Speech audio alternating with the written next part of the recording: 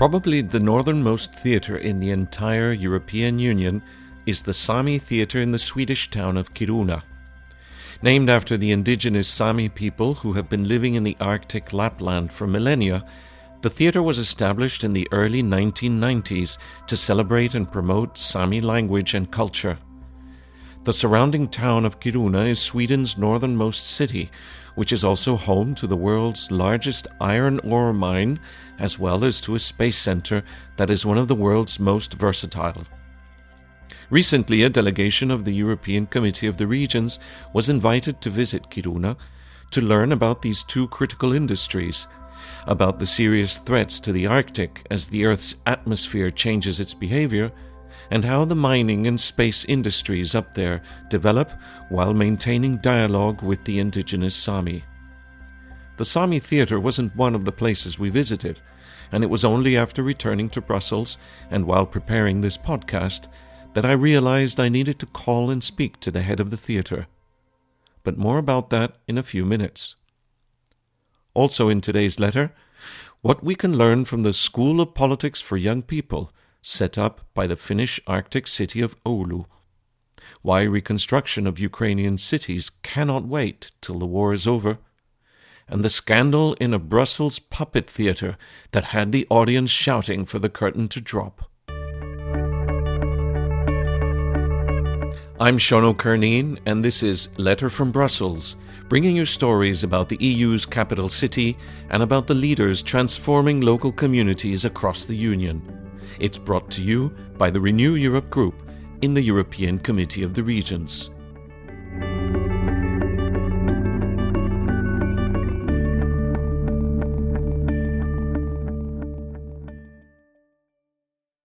The town of Kiruna in the Swedish Arctic has a population of just over 20,000, and it's not often that towns of this size are the focus of attention of such international media as CNN, The Guardian, Le Monde, Euronews, or of specialist media such as World Architecture News or the Architects Journal. Kiruna has been the focus of all this attention in recent years because 1/3 of the town has to be moved as it has become increasingly unsafe to live there as the mine continues to expand its activities underground in the search for new iron ore deposits and to extract newly found rare earth minerals essential for Europe's independence in the transition to a clean energy economy. Almost 1/3 of the population and several historic buildings are being relocated to the other side of the town, well away from the danger zone. Relocating 1/3 of a town is a huge undertaking, and it will take the rest of this decade and beyond. Not everybody is happy with the solution. The former mayor of Kiruna, the liberal Gunnar Sellberg, admitted to a French TV channel that his own wife was very sad that the old historic part of the town would be lost. But none are more worried by the expanding mine than the Sami people. Already in 2021, the Sami parliament raised the alarm over the impact that the expanding mining activity would have on reindeer husbandry, one of the main traditional economic and cultural activities of the Sami. And it was evident during our visit that finding the right balance between the necessary respect for indigenous rights and culture and seizing the economic opportunities offered by the mine and the easy access to space is one of the trickiest political challenges in that part of the Arctic. It was when reflecting upon all of this, once back in Brussels, and reading about the Sami, that I learnt about the Sami theatre and noticed that it is exactly on the border of the danger zone in Kiruna. But none of the online maps I found were detailed enough to indicate which side of the border the theatre was on. So I resolved to call and ask them whether theirs was one of the buildings that had to relocate. Åsa Sima is the head of the theatre. She is an internationally awarded director and actor who has been head of the Sami theatre in Kiruna since 2015. After answering my question about the relocation of the theatre, the conversation quickly turned to other matters. and Åsa mentioned how the theatre also performs the function of a community support center for many Sami people. She explained that mental health is a major and urgent concern in their community for a number of reasons. For some, it arises from the distress over the uncertain future of the Sami culture. For others who work in the mine, because of the nature of their work. And she added that often the bureaucratic procedures to access a psychologist appear insurmountable to some of the patients, such that she, at times, has found herself personally driving them and helping them with the paperwork. And as for the building, well, luckily, it's just inside the safe zone and can stay where it is. The Sami people are mainly found in the Arctic regions of Norway, Sweden, and Finland, and their traditional lands therefore lie within the European Economic Area. It is therefore incumbent on the European Union to be aware of and sensitive to the Sami culture and their future.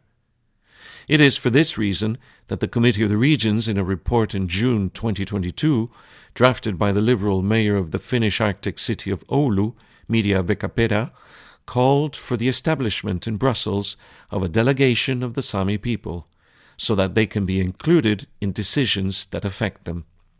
In the words of the Secretary-General of the Arctic Mayors Forum, Patty Bruns, who met with the Committee of the Regions delegation, sustainable development in the Arctic must be based on cooperation across borders. It has to be rooted in principles of democracy, openness, and a willingness to experiment with solutions that are unique to the region. Coming up in a few minutes, we hear about the puppet theatre in Brussels, which descended into chaos, farce, and scandal. But first, some news in brief. The city of Oulu in the Finnish Arctic region recently piloted a school of politics for young people. At a time of increasing attacks around the world on democratic norms and institutions, Oulu's youth services took on the challenge of demonstrating to their local youth that they don't have to be politicians to make a difference in their local community.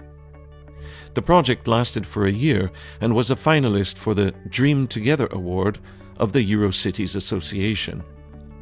The key to its success was to focus on practical matters affecting the youth directly, rather than addressing big, serious topics. More than 500 pupils took part, and their contributions resulted in a democracy education toolbox, which is now regularly used by the Oulu Youth Services.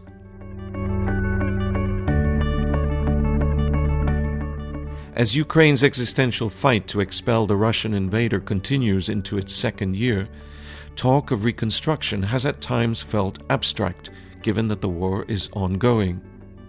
But returning from a visit to Kiev as part of the COR delegation invited by the Ukrainian government, the Renew Europe president, Mayor François de Coster, explained that reconstruction of Ukrainian cities must begin without delay. He explained that after Ukraine regained control of cities destroyed during the Russian occupation, the Ukrainians who still live there, or those waiting to return, need public services to be restored, and they need to see that their local communities have a future.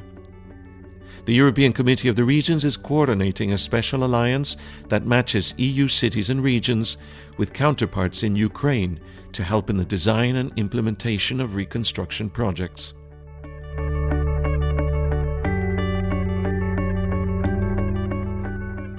"2023 is the 15th anniversary of the opening of Ledra Street, the shopping street in the Cypriot capital Nicosia, that connects the Greek Cypriot side to the side occupied by Turkey in the 1970s.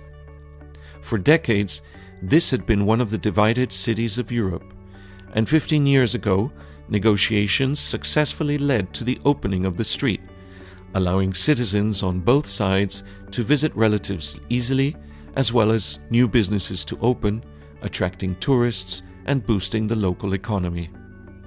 Supported by the European Committee of the Regions, there is a plaque placed at the border by the COR, marking the successful opening of the street.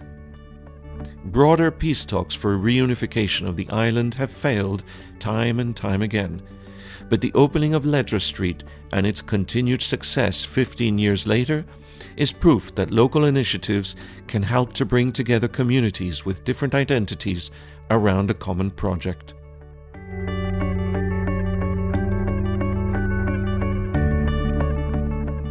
The local authorities of Brussels and the Belgian government have jointly unveiled a plan to revamp the famous Cinquantenaire Park, just east of the main EU institutions, as part of preparations for Belgium's 200 years of independence. Well before the bicentenary in 2030, the Cinquantenaire Park and its collection of large museums will be refurbished, modernized, and transformed into a hub focusing on innovation and heritage, with a strong European dimension given the proximity of the EU quarter. The project is being described as Europe's most ambitious heritage project. On the 26th of May 1932, the Liberal mayor of Brussels, Adolphe Max, attended the grand opening of a new puppet theatre in the Marolles neighborhood, called Toon 5. A great fan of this form of entertainment, the mayor was accompanied by the Polish ambassador, a countess, and other dignitaries of Brussels' high society, as well as local journalists. The first part of the show was a great success, and at the interval, the distinguished audience enjoyed their refreshments, eagerly awaiting the next part. It was during the interval that the owner instructed the puppeteer to perform a traditional vaudeville act for the second part of the show. However, the puppeteer was reluctant, saying that it may be traditional to perform this kind of show at an opening night, but that he didn't think it was appropriate given that there were ladies in the audience. But the owner insisted. The audience settled once again, and the second act began. All went well until a scene arrived in which the puppet hero was seen in bed with a puppet woman. And as the hero was pulled out of the bed and turned towards the audience, they discovered that not only were both puppets without clothes, but they had attached to them wooden and cloth accessories, making them look a little less like puppets and a little more anatomically realistic for the required bed scene. The mayor of Brussels roared with laughter, but some in the audience gasped in horror, and the more puritanical members of the audience shouted, "Curtain! Curtain!" in an effort to put an end to the show. The journalists present in the room now had a story to tell, and the following day the scandal was served up in the newspapers to the people of Brussels. One journalist wrote that the show was the lowest form of pornography and described how the small curtain of the puppet theatre had to be dropped in a hurry in response to the protests by the respectable audience. Rival puppet theatres gladly spoke to the press, denouncing Toon 5 and how it had dishonoured the profession. The local authorities ordered Toon 5 to close for several days, which resulted in many lost ticket sales. The two offending anatomical accessories were returned to the supplier with a note by the theatre owner saying, "Thank you for sending me these accessories, but I prefer to return them. They have cost me dearly." For more information on the topics covered in today's Letter from Brussels, please visit reneweurope-cor.eu/podcast.